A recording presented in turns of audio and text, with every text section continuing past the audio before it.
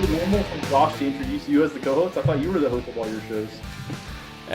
I gave him a script when we first started, and that's just what he says every time. Friend co-host Ryan Ray. Yep, that's what he says. So just like on this one, say, welcome to another edition of Bring in the Closers. Ryan Ray alongside Ben Samuels, the co-host of this show. Ben, how's it going?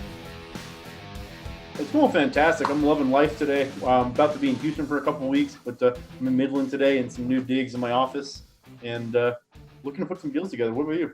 Yeah, it looks like your office is mahogany. It looks like that door's mahogany in the background there. That desk is probably cedar straight from New Zealand. I'm guessing probably 30 to 40,000 square feet.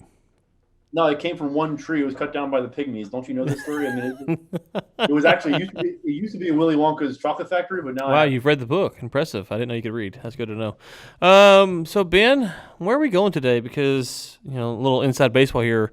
You have one job, and your job is to send me topics before the show. You didn't do that, so I'm just kind of, carrying the weight of the world on my shoulders as always. So where are we going? No, I'm throwing you a curveball today like you like to throw me. I mean, generally on a week-to-week basis, I ask you every once in a while if we can talk about a podcast beforehand, and I always get the word no. And so I decided I was going to throw you some curveballs this time. Don't let the facts. Don't let the facts. Go ahead, Mr. No Facts. Not to let the facts. Yep. In case the listeners haven't figured that out yet, that's I actually might advocate for a change in title for our podcast, but that's a conversation for another time, I suppose.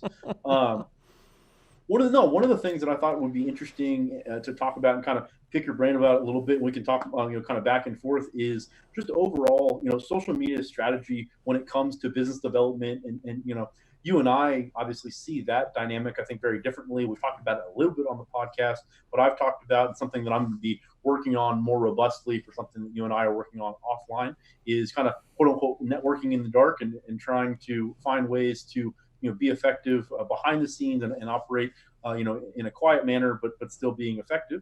And whether through R Squared or the podcast, you certainly have a much more intentional public persona and public outreach. And so I thought it would be interesting to kind of give a peek behind the curtain on some ways to kind of tackle both of those things. So if you'd like to start, I'd love to kind of hear you kind of set the table on, you're obviously, you're involved with a number of committees and organizations that have international outreach, and those things don't, that nobody just found you on Google and decided to plug you in. So, how have you been able to kind of fill out that, that network? And then, you and I know have talked about LinkedIn, obviously, is a main thrust for both of us. We've had conversations revolving around other medias, like Facebook or Twitter, even TikTok. And so I'm just kind of curious, like I said, you have a much more outward bound reach, and so what are you thinking about when you're thinking through the social media strategy of what you're looking at, what you're doing? Yeah. So for me, if I'm being completely honest, I would delete every social media app I have immediately if I could. Like I really would. I don't say that. It's necessary evil. You can't do it. It's necessary evil. It is a necessary evil, and some people say like I would like to have the functionality of that Twitter gives me to see the news and some stuff you can get on Twitter. I do like some of those functionalities, but generally speaking, the rest of it I don't find most of what's on there is just kind of like, okay, it's a distraction, or I waste time on it, or I don't want to spend the time. I don't want to spend the time to be good at it. Like I don't want to figure out photography to be putting up good Instagram pictures. It's just not of interest to me. What's interesting to me is, conversating with people, talking to people, having long form discussions and things like that. And podcasts is kind of the best way, at least right now, to do that. So I know it's not social media related, but that's kind of the best form. If I was a better writer or something, I might spend more time on LinkedIn. I think LinkedIn is a great tool. It's not. How many episodes deep are you on Texas Oil and Gas podcast? 140 recorded today. So about 3 years. Am I doing my math? Yeah, right? March. Texas Independence Day is kind of our roughly when we started. So that's kind of more or less so we'll have 3 years here pretty soon. Yeah. So if you say I did the Global Energy Leaders podcast at 100 and 101 or something like that on that, 140 on Texas Oil and Gas podcast. How many is on Energy Week? 80? 93. Almost, yeah, so 93, almost 100 there. We've got 20, 30, how many here? This one is 24. So over 400, but then I've got some other shows that I've taken off the internet that were more kind of just fun things to talk about that were around. So I've 450 to 500 podcasts I probably recorded in my life, and I found that's the most effective way for me to get out there, because a couple things. One, I can bring on people who are a lot smarter about things to talk about something that they understand that if I picked up the phone, they just probably wouldn't answer my phone call. And so I get to learn from them from that way. Two, I don't think I have a lot of interesting things to say on a regular basis on my own, unprovoked. So I like to engage in conversation and stuff like that. So I really struggle on the deployment of social media, and even like with Twitter, which I think is a really good tool. It's like, okay, do I want to be snarky on Twitter? Do I want to spend the time to put out the research, the data? So that's really my struggle with social media. You're actually far better at the true social media aspect of it than I am. It's interesting that you bring up Twitter, because, so I see Twitter as a valuable tool, but only in a very narrow focus. And what I mean by that is, so I have one Twitter account that I don't even think, I think I'm following maybe 20 accounts at most, and it's basically an account that I can log on to just to get a digest of some of the news and kind of what's happening from a very, very, very slim segment of people that I've vetted and want to hear from. In addition, though, it's interesting for anybody listening that's in the energy finance space. I don't know if you've ever gone like on a deep dive in Twitter into the into the energy fintech or energy finance. There's a lot of these parody accounts. Have you seen these before? Yeah, a couple of them. Not probably as much as you have. Parody accounts that a lot of them are actually, purported to be or probably are C-suite level guys at companies, but they're under this alias to kind of talk about some things. And some of those conversations are pretty interesting. And that's not an outbound marketing and research thing. That's just something that I like to kind of keep plugged in. But to your point, yeah, I think you and I both would echo that LinkedIn is by far the most effective social media platform. Now, podcasts, I'm talking about in a different context. Sure. But in terms of the social media platform, I think that LinkedIn is certainly the most effective in being able to kind of cut down the noise and put you in the right rooms. The only pushback I'll say that is, so what for Twitter, I have met probably more people that are in unique rooms for Twitter than on LinkedIn, because LinkedIn's kind of got a built-in firewall if you're not connected. Whereas Twitter, if you just start searching hashtags or names or titles, you can get in front of folks. Not mean they will respond, but you can get in front of them actually directly, pretty easy. Whereas LinkedIn's a little bit tougher. You got to find a post that they're commented on, or send them an email or stuff like that. So Twitter, you can kind of slide in there a little bit easier. And so I found that like Ellen Wall, David Blackman. I probably sit here and start naming off Anas. I start naming off a lot of people that I've met. I've actually met those on Twitter, and those are just people I probably would have never talked to otherwise. So. Yeah, no, absolutely. I think while that's certainly valid, I guess the reason that I said it that way in terms of LinkedIn is because if I go onto Ryan Ray's profile, I know that I'm talking to Ryan Ray. Yeah, right. Anybody can make a Twitter account, sure. Right? And also, I think the connections sometimes are a lot looser. And so, yeah, having an outbound reach and kind of connecting on Twitter, but then moving the conversation over to LinkedIn. But to that point, so I used to be intimately familiar and a lot more plugged into like fantasy football, and I used to actually run a couple of fantasy football podcasts. 99.5% of all the contacts I made in that entire world, in that entire universe, were all on Twitter, right? And so I think we're talking about in our world, in our business, there's more of the LinkedIn focus. But depending on what market you're in. That being said, especially for those listening that are in more kind of quote unquote traditional sales roles and those kind of things, Twitter could be an invaluable resource for that outbound research or outbound marketing and reach. The other thing I would think is to consider when I get on Twitter, if you search the hashtag OOTT, that's kind of the old traders tag on Twitter. If you start reading a lot of that stuff, I'm not saying it's not good, but it's just really not valuable, I would think, for probably us or most of our listeners. It's good stuff, it's interesting stuff, but it's really not. But it helps you understand when you go read Bloomberg or Reuters or AP, they're really writing for that demographic. They're not writing for us. And so a lot of the way the news is presented is to appeal to that crowd, not necessarily that crowd on Twitter, but those type of people that are on Twitter, because the traders are putting in a lot of money. They're buying the Bloomberg terminals and they're doing all this stuff. So it kind of helps you understand that. Well, that's why the news, and I don't know if I talked about it on here, but a few weeks ago on the Texas Oil and Gas podcast, I kind of made fun of the news because Chevron wrote down $10 billion, but they're increasing their capex for the Permian by $400 million. Well, no one talked about that. And so it's like, well, hey. I think we did mention on the podcast a few weeks ago. Yeah. Right. So that would be a good example of if you're a trader, you're going to talk about it. But for guys like us, like, oh, wait, they're increasing the capex by $400 million in the Permian. Whoa, what's going on here? That's something we want to know about. And so it does give you a different perspective on at least our industry, which is so vast, that these people think about these things and this is what's important to them. And I never would have thought that was important. Like, I don't even understand why it is. Some of the things they talk about, I still don't understand why they're important. I don't think some of them things are important, or they're. But I'm not saying I'm right. It's hard for me to even conceptualize some of the things they're talking about. They probably feel the same way about some of the things I would say. But on LinkedIn, you're probably going to get a little bit more kind of your peers, if you will. Whereas Twitter, you can kind of get you can kind of segment it out by demographic of the space. Yeah, that totally makes sense. So this is not necessarily germane to anything we're talking about right now, but for some reason, what you just said, pinged this in my mind. Did you happen to read that? I think it was Friday, that apparently because of the that virus is having an outbreak in China, that that intraday Netflix went up like 6%, under the thesis that people are going to start watching a lot more Netflix because they can't go anywhere. Did you read about this? No, I didn't. I guess is that in China? Do they have Netflix in China? I don't think they do.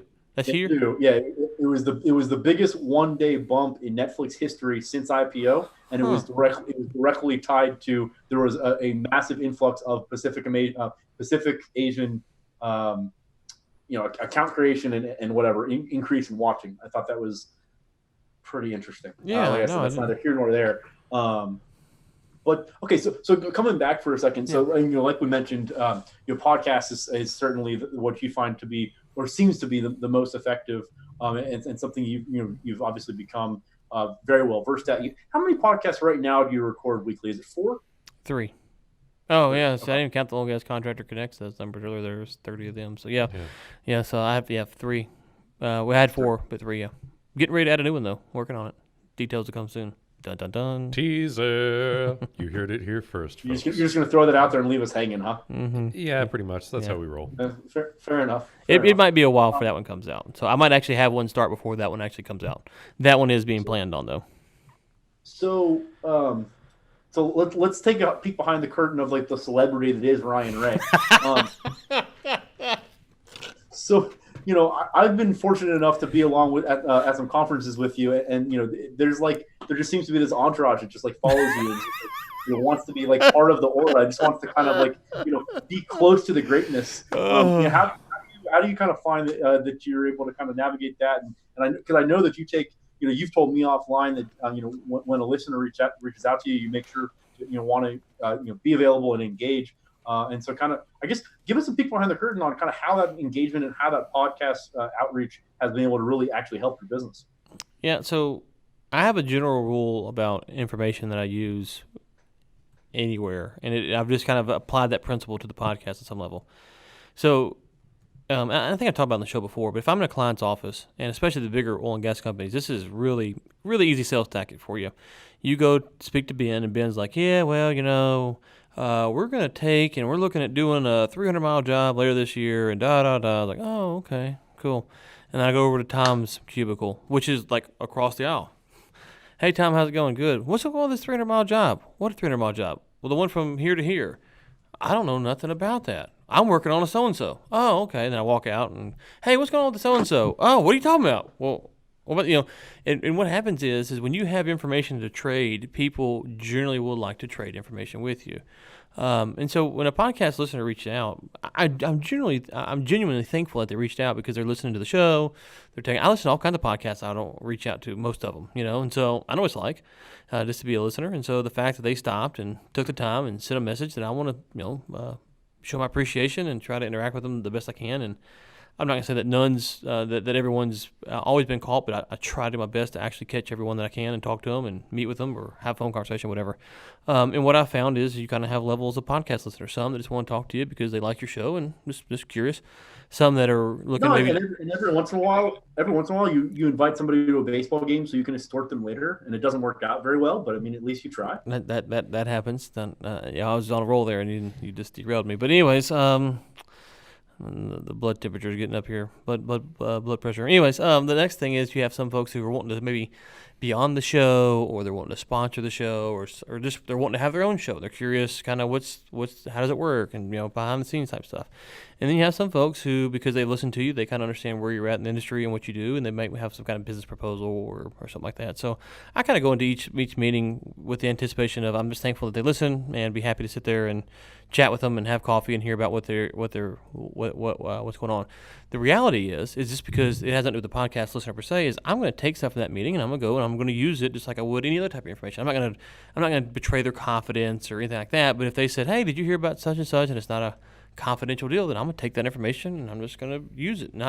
It's just how I use information. It's just if it's in confidence, then that's different. But it's generally talking about stuff. And so what I found is, the more conversations I can have, the more people I can talk to. It's like we were talking a few weeks ago about a deal I'm working off online it's a really long shot, but to put together would be pretty neat if it could happen. And I just happen to have the right network of people that could put that deal together. Well, that's because I've just kind of traded information and I've heard what they have and what they do and what's going on and mentioned stuff.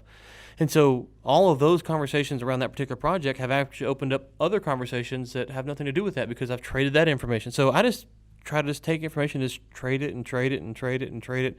And that's really what I do. So if I could find LinkedIn, if I could do that with LinkedIn better or Twitter better or Instagram better, I am happy to take instruction on how to do that. I've just found it's hard for me to do it that way. Yeah, I think really what you keyed in on there and that I wanted to point out just once more is that idea that it's a give and take, right? You're not just trying to glean information. I mean, you're sitting there with a lot of information. Trading. And you're going to give the information back. And so that opens a lot of doors because I think, you probably see the same thing. A lot of times, I have conversations with groups or with individuals that are really, it's pretty obvious that they're just looking to take information as opposed to making it reciprocal. And that makes it more difficult to actually come together and be willing to be open and share information, right? Because, I don't think anybody's in the business of giving a peek behind the curtain for free and there's not being reciprocated. But I love the fact that on the podcast, for those that are listening to this podcast that haven't gotten a chance to listen to Texas Oil and Gas podcast, those conversations when you have guests on, it is very clear that they've either been preloaded with the instruction or you guys just make sure to bring on guests that are willing and able to talk in detail about things that may not be in other forums may not be discussed, and that's that's really valuable because one of the reasons I think that podcast is so valuable is the dynamic of we're gonna break it down. We're not just gonna talk about the headline, but we're gonna get like somebody in here that knows this, and we're gonna cut through the bullshit and excuse my French and talk candidly. And I think that's so lacking out in the space. And to your point about LinkedIn, I think one of the reasons that I'm able to be effective there is exactly that. I mean, I have no agenda, I have no ego in terms of wanting to withhold information. And so, as an example, it didn't go very well. But this last week, just on I think it was a Monday of last week, I saw a text or a message, a post from someone asking for a connection to something, and I happened to know like exactly who they needed to talk to, and I knew that if they got in front of that person, the deal would be super simple. And so I sent very first conversation had only connected with this individual maybe like 6 weeks ago. Sent them a message and said, "Hey, I saw your post. Here's a guy you need to talk to. Here's his phone number. Here's his email. I know that if you guys get a deal done, he'll take care of me. So you guys, you feel free to reach out to him and you tell me, if there's anything you need from me or something like that." And actually, it wasn't last Monday. I guess it was 2 weeks ago. And so I never got a response. I saw that he read the message, but never got a response. Talked to my contact, and he had never reached out.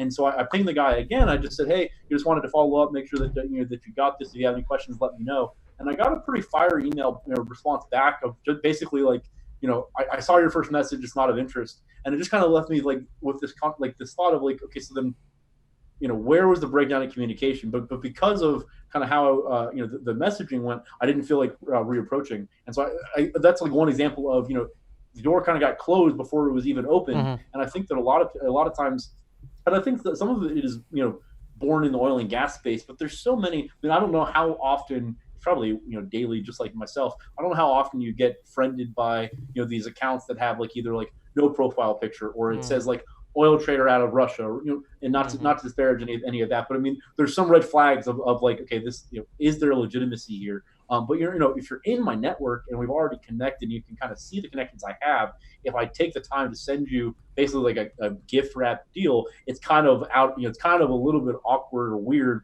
to get a response back of like, oh, that's not of any interest, right? And so I think, I was going somewhere actually first when I started talking. I kind of veered off left. But being able to be transparent and open and knowing that, like, so when you and I are talking about a deal, at this point we have an understanding that if either one of us brings a deal to the other and we're able to work through it together, we're going to be basically splitting fees down the middle. But there are other people out there that are just looking to take what's theirs and cut out everybody else, and so you kind of have to navigate around that. And it's an interesting dynamic. Yeah, and so to your point, one of the things that I've tried to do with the Global Industry Leaders would be kind of the exception.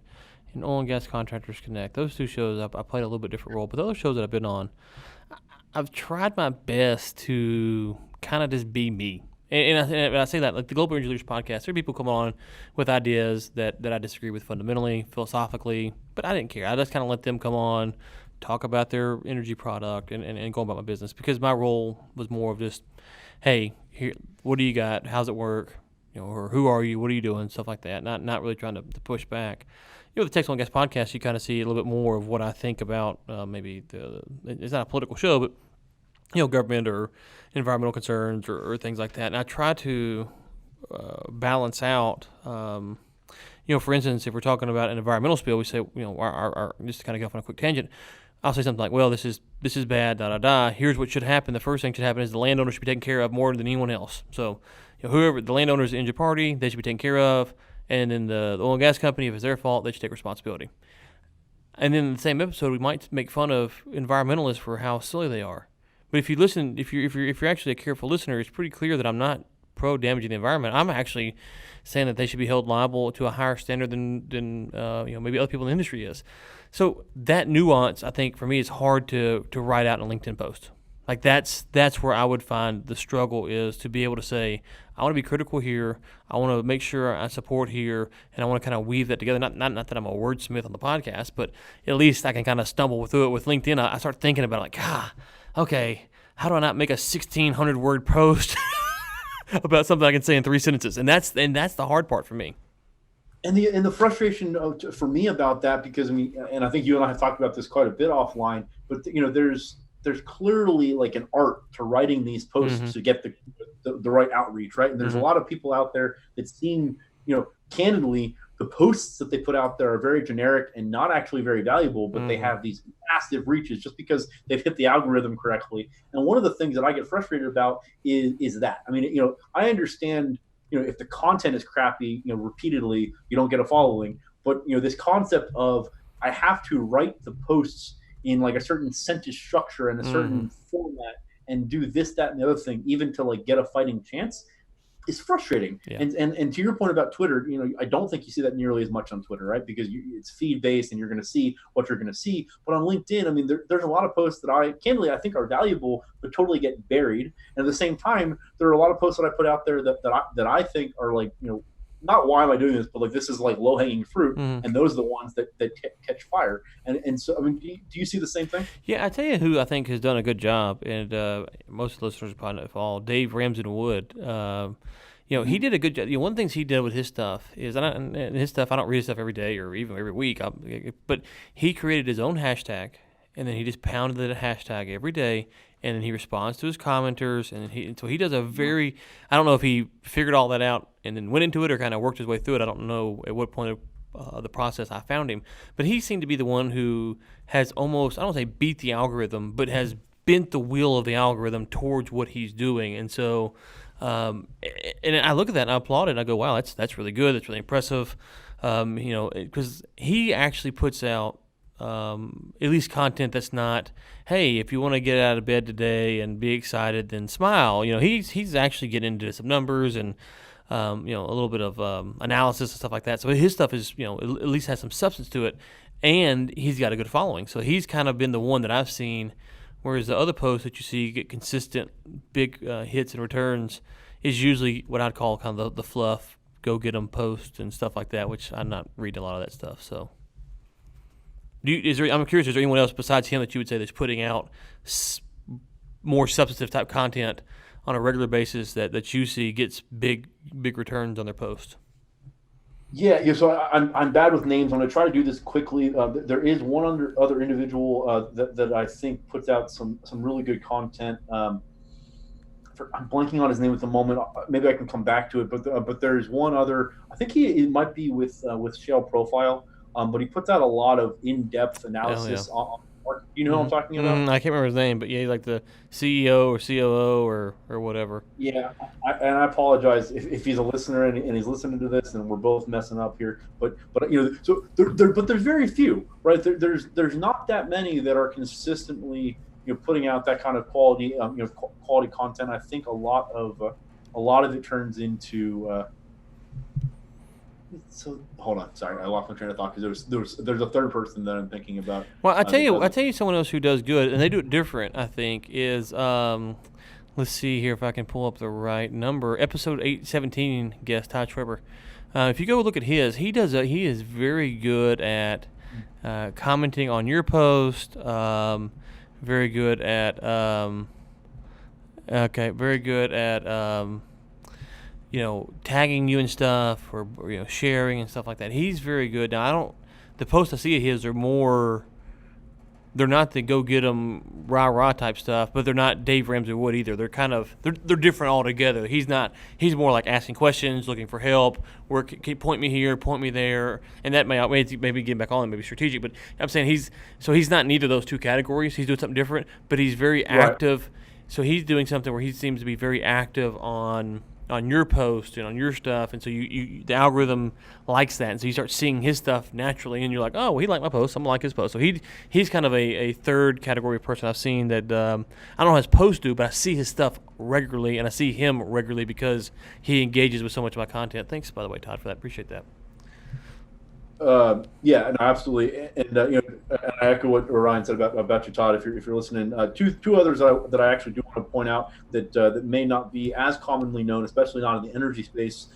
Someone that I followed for quite some time now is a guy named Brian DeLucia, DeLucia. He runs a single family office out of New York, but his content and his posts are a lot revolving around actually what we talked about, I think, last week on the podcast about relationships and communication, and how to be effective in your network and how to provide value without the expectation of reciprocation, and how to find win-wins and all of those things. I mean, he posts consistently and about kind of and he has that's a space that's so picked over in my mind, but he comes at it from a very fresh perspective a lot of times. So I really appreciate that. And then also someone that I'm hoping to get on the podcast here in short order, someone that I've been connected with for quite some time. If you're not familiar or not connected with a guy named Dan Cassetta, it's Cassetta. He was, or actually he may still be, one of the best, or one of the most successful division managers in Cutco Cutlery or Victor Marketing history. But he runs an office out of California, but he does a number of other entrepreneurial ventures, and it has been wildly successful. He has his own podcast that I believe is called Changing Lives with Knives or something like that. It's kind of a play on the Cutco. But I've listened to that podcast as well. So for some cross promotion, if you haven't gotten a chance to listen to that one, that would be a fantastic resource as well. He comes at these similar issues in a very different perspective. And some of the guests that he have on, I mean, you talk about some heavy hitters. I mean, he has guests, at the ilk of like the Tony Robbins of the world sort of thing. And so that's something that I find out really valuable as well. He hasn't had me on though. He has not. Yeah, that's true. But once he does, it's going to be over. Like, it's game over. Oh, yeah. It's like it's probably like his last episode. Like you Yeah, peaked, no, I mean, right? You don't want to go downhill. You just you just want okay. yeah, He wants to summit the mountain. You can't reach the apex too early. I mean, Right, come on. right. Yeah, he wants to summit the mountain when he's ready to retire. That makes sense. That makes sense. I can respect that, man. I can respect that. So, Ben, I've got a dilemma here for you that shift gears, if you will. And we should start doing this show live on LinkedIn. Like that makes sense. This show should be live on LinkedIn, I think. I concur. I don't know. Can Nate? No, Nate LinkedIn, can't. take note. Nate can't. Yeah. Here's our social media. We're gonna start being live on LinkedIn. There we Hook go. us up with that Vidor locksmith vibe, man. Yeah, there we go. Is Periscope still a thing? Should we get on Periscope too? We can do Periscope too. Me and my 3 followers on Twitter would love that. So, question for you, sir. As you know, I'm looking to open a new business. Staying with R Square Global, none of that's changing. But I'm looking to launch a new business. Now, part of the so at R Square Global, we're lucky enough we're not we're not looking for VC money or anything like that at this time. I mean, that could change, but we're a cash flowing positive business and been around for quite some time. Yada yada. This will be a new startup, and so question for you. As someone who has opened a lot of unsuccessful businesses like yourself, sorry, they don't all stick. Viewers of the video, if you're not seeing this, Ben is currently flipping off Ryan with both hands. Tell me what not to do.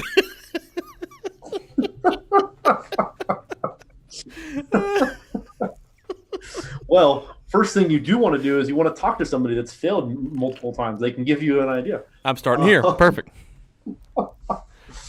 So I think, at its core, I think one of the things that kills businesses is not, the getting through the initial, oh, this sounds like a good idea, and coming to the, okay, so how am I actually going to put this in practice? Mm-hmm. Am I going to, it's the granular stuff. Am I going to delegate all the tasks? Am I going to be running this? Do I need a staff? I'm going to delegate. I'm going to do. How much realistically, how much involvement do I have on a day-to-day basis? And one of the things that you and I think have talked about a couple of times is, and we touched on it on a podcast earlier in the series, but there's this concept of you and I like to be very active and be doing a number of different things and kind of have a bunch of plates up in the air. And I don't know if we really, it's interesting because we had this conversation, but I don't know if I really understood or really agreed with kind of where we landed on this issue. So I'm going to bring it back up. There has to be this point, and to your point about starting a new business, there has to be this point where like the plate is so full that it's not really practically possible to put something else on the plate. And one of the things that I've noticed at times in my career is, so just as an example, in January, I look at 9 different deals, that are in the water transfer or in mineral space, and I'm not talking about trading assets. I'm talking about like a company looking to raise money or something more substantive. And I look at these and I run some traps and I put it back in my network. And then you fast forward to like May. Okay, so out of those 9, let's say we hit a home run and 3 of them have legs. Okay, so do I really have the bandwidth and the ability to, number one, be intricately involved in all 3 of those proposals and projects on an ongoing basis, like I had kind of shown interest in originally, in addition to my existing deal flow that I already have, in addition to wanting to continue to drum up more business. And I feel like there are times where you may spread yourself so thin that you kind of lose focus and lose the ability to really control the things that really move the needle. And what I mean by that is, if Ryan Ray has the ability to find whether it be a general contractor or a GM or however you want to qualify the term, if you have someone that or people listening, if you've got someone that you can completely just deputize a model, business to, and say, hey, when you need a check cut, come to me. If you need XYZ at a very high investor level, come to me. But other than that, I don't really want to hear much about any of the day-to-day, and this is your thing. If you have that, it makes it a lot more easily scalable, right? Because then you're cutting payroll checks and you're kind of running oversight. But if you don't have that implicit trust with someone, or if you're looking to build that implicit trust with someone, that's a much more intensive process that takes a substantially more of your time and your bandwidth and your focus. And you may not be able to do, in your example, you may not be able to do R squared and something else and something else and something else if you're more intimately involved, even if you are delegating. And so I think, to a degree, especially for some of the people listening, I think it's not biting off more than you can chew, but at the same time staying aggressive. And that's kind of a balancing act that everybody can that needs to kind of figure it out. Because like you and I, we may be able to review and not, this isn't hyperbole. You and I may be able to review 3 or 4 dozen deals at a time and have no issue with that bandwidth, whereas someone else, that number might be like 6 to 8 or even less. Mm-hmm. Right? Mm-hmm. And even like coming from a sales perspective for a second, if you have like a CRM, let's say that you're at a company that tasks you with making a certain number of calls per day. Number one, I think we could have an entire podcast about why that model in itself is a bad model, because that, to me, that invites people skipping over things and cutting corners as opposed to trying to actually develop relationships. But if you're in the middle of, let's say that you're working in a business that has a sales cycle of months. Okay, so it's not just like a phone call and you close a deal for a product, but it takes a while to put something together. Even if you're a salesperson, if you have a couple dozen of those conversations, or a few dozen of those conversations going at once, it's a fantastic thing, and maybe a fantastic problem to have. But you might not be able to actually give each of those customers the attention that they deserve in the process, and so you're kind of hurting yourself while hurting them as well. And I know I'm kind of being long-winded, but that's kind of some of the things that I think about when approaching that in general, because I think it's important. And you've actually, it's funny, well, I say funny, but you a number of times have brought it to my attention that there are things, there's just been a kind of maybe a breakdown of communication or expectation between you and I, in terms of, I'll put something in front of you and then ask, a third party that has the information to provide something. And if they don't provide it, there's this impetus for me to continue to ping them back, as opposed to my mentality is, I've done my job by pinging that guy that I need, that guy or girl that I need X, Y, or Z, until they get back to me. Like the ball is not in my court anymore. I operate under this theory of like trying to volley the ball back. And when the ball is not in my court, a lot of times it's not on my radar anymore. And that's certainly a flaw in my process to a degree. But that's how I'm most effective. But I know that you don't work that way. Yeah. That was kind of all. Yeah. That's all I had. Well, so you ate the whole elephant there. So you get me talking, I'm going to sit and talk. Another point. So let's kind of start with the end and work back. So yeah, one of the things that on kind of following up and stuff, the follow up usually depends on the relationship of the person that I have. So with you, I talk to you almost on a daily basis, pinging you about whether it's random stuff or business stuff. There's no, in my mind, there's no delineation between that at this point. It's just, hey, I need to talk to Ben about whatever, if it's, do you see the game or whatever the case is. So now if you were, 6 months ago or whatever, or a year ago when I first met you, almost, I wouldn't have handled it that way because I didn't know you that well at the time, right? So I think that has to be on a relationship by relationship basis. The other thing to consider is, and this is the hard thing to balance, is that there are things that I'm working on where I'm 100% dependent on the other people, right? Like their ball's in their court, and I literally can't do anything until they do something. I can't, kind of like you're saying. So you sit there and you go, okay, well, I need them to do something. They have expressed they want to do something.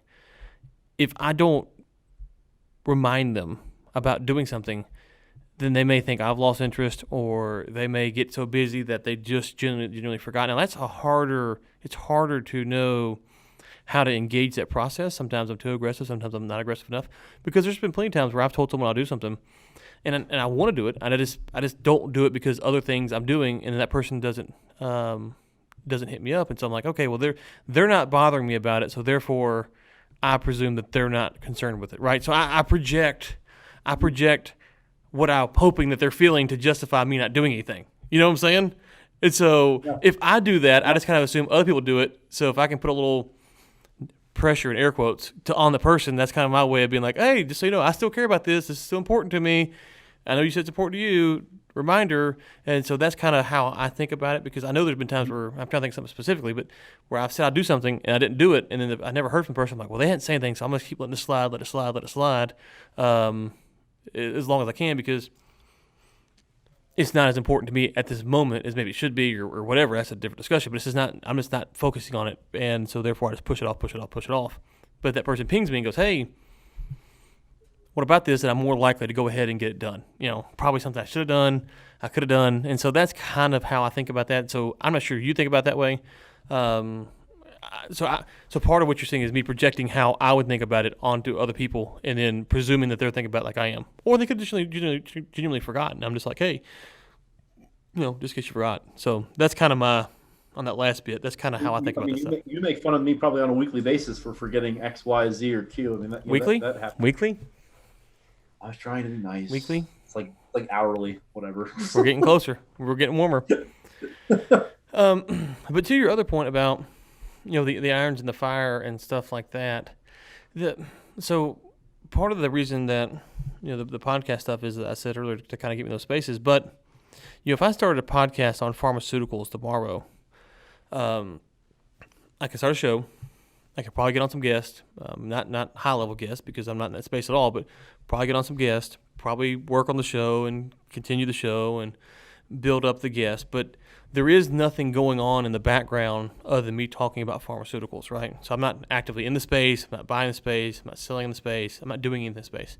So when the listeners engage, if they just want to engage and talk, then great, we can talk.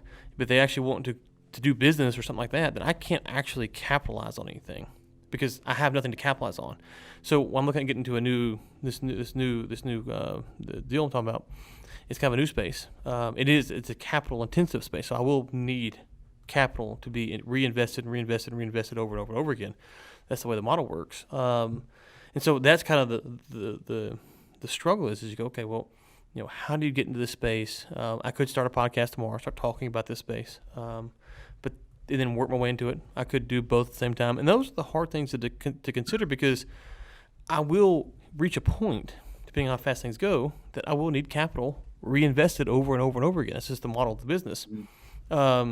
So I can go out and do it, and then I can launch an outbound marketing campaign on LinkedIn or on the podcast world that starts talking about it, or I can kind of do both at the same time, or I can start the marketing aspect and then work into the capital expenditure. And those are the decisions that are really hard to make from my perspective.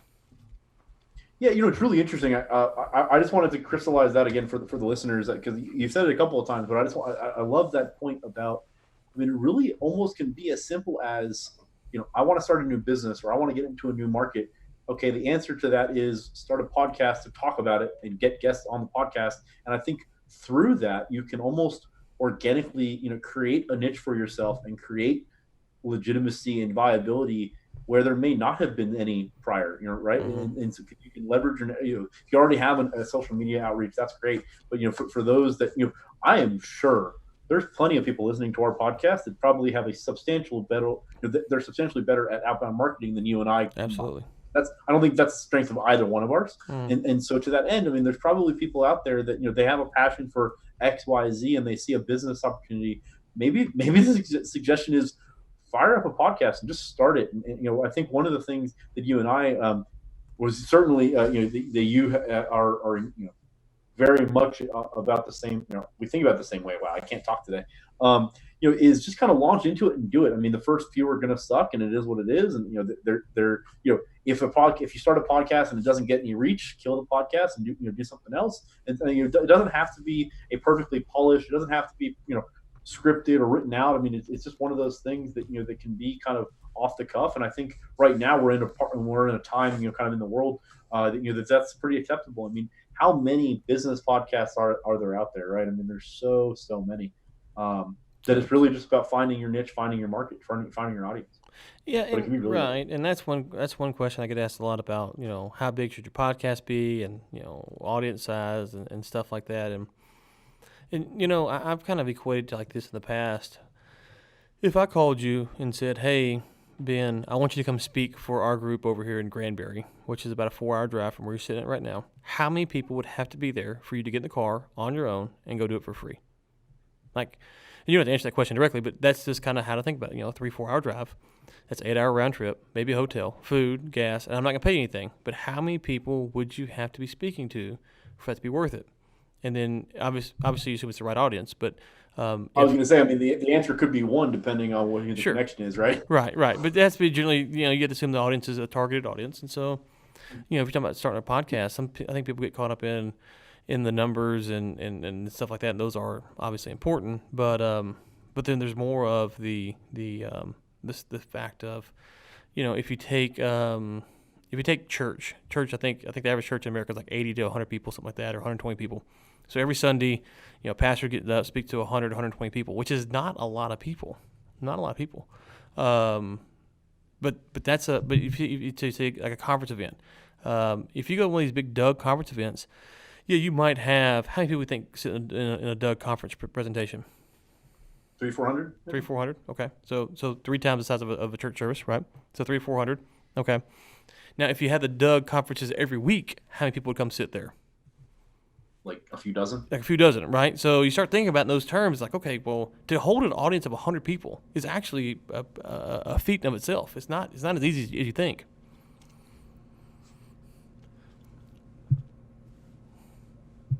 Right? You leave me hanging there. Okay. Oh, I thought you had some. No. I'm saying, so when your point about starting a podcast, I think is appropriate, because the other thing a podcast does, or if you're good at blogging or outbound marketing, is if you're not too salesy, then people get to see who they are. The problem with sales is you call someone up, they know you're selling them something, they're trying to get you on the phone.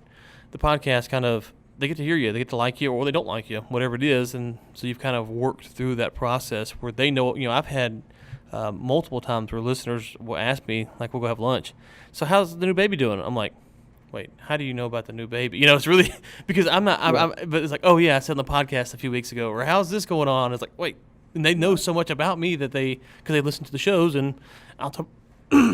I'll talk about all my life, but I talk about kind of high level things that are going on, and so it's like, oh, okay, yeah, that's right, and so they kind of feel like they know you on a better level than obviously you know them, because you're just hearing and meeting about them for the first time. So it gives you that kind of advantage as well. I mean, one of the other things that I mentioned is does Ramson Wood, does he still have his podcast, or do you used to run it? I know he used to have one. But I think he just started one up. I don't know though.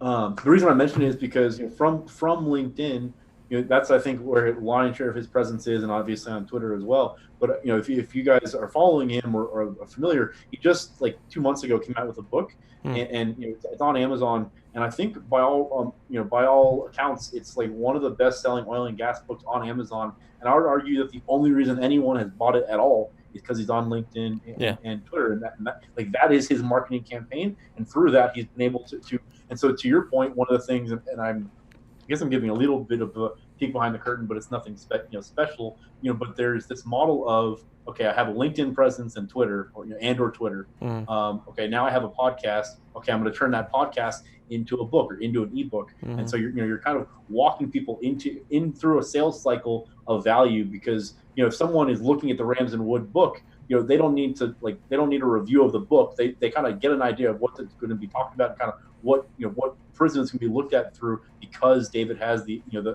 exposure elsewhere. And so, to your point, if you ever were to put out a book series or something of that nature, you would immediately have a massive following, because of all the preload work and all the things that people kind of come with that precognition, that they know who Ryan Ray is, they know what kind of network he has, and it's going to be all kind of tailored, as opposed to if you didn't have a LinkedIn account at all and didn't have these podcasts and you just came out with a book. Okay, right. So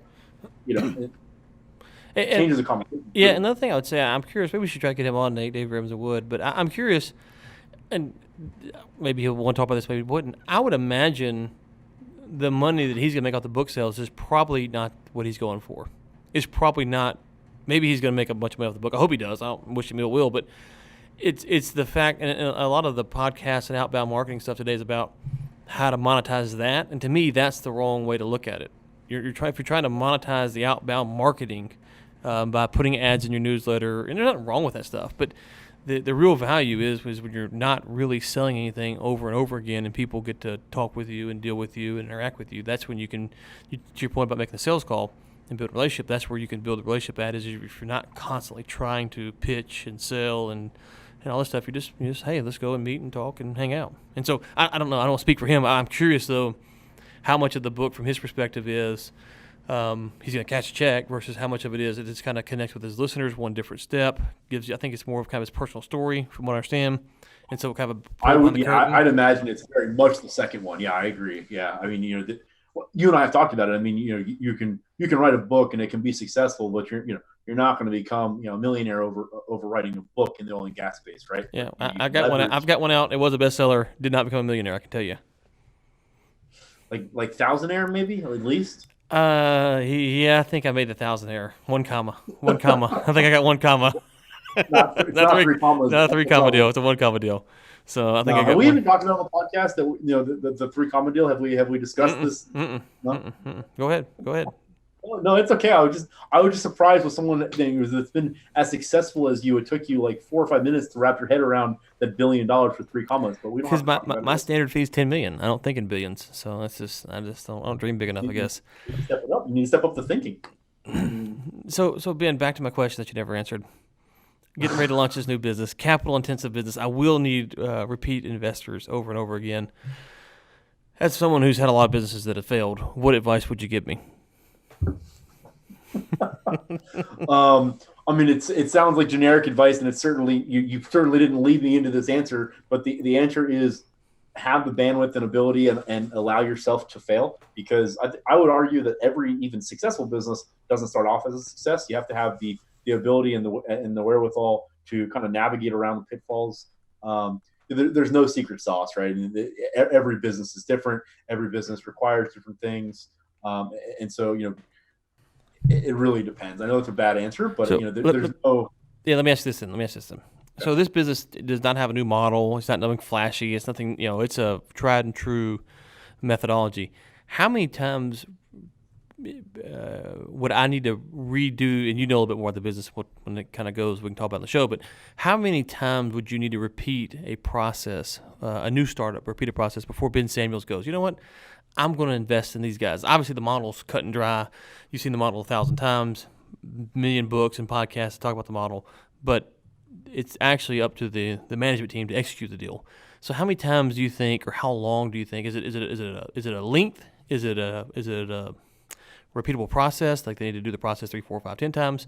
How do you evaluate that before you feel like if you were going to start at A, before you could go out for capital, or B, before you would invest your own capital? And those are fundamentally different feelings, obviously, investing your own capital versus asking for capital. So answer it from both perspectives. Yeah, I mean, if you're asking me personally, I think that I have a much, much stronger appetite for risk than most. And so if someone puts a proposal in front of me and I, if you were to call me and say, hey, I'm starting XYZ business, I'm selling shares or I'm selling equity, are you interested?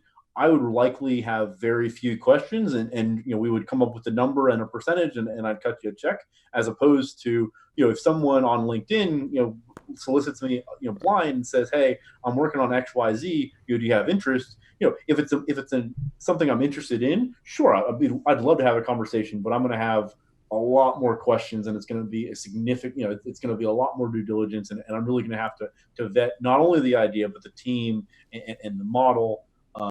In those instances, I would probably at least propose that I have some sort of, board seat or some sort of say rather than just a quiet investment. Whereas, for someone like yourself, if you were to ask me, I depending on what the proposal was, I probably wouldn't ask for any oversight because I trust your process and I know that you're going to be making the right decisions, and that's the dynamic that you and I have. And so, wait, hold on, Nate. Are we recording? Is this being recorded? So I've got Ben to agree to give me capital right now. I haven't asked him, but when I do, he's committed without any oversight or board seats. Just go ahead, yes. Sir. Go ahead.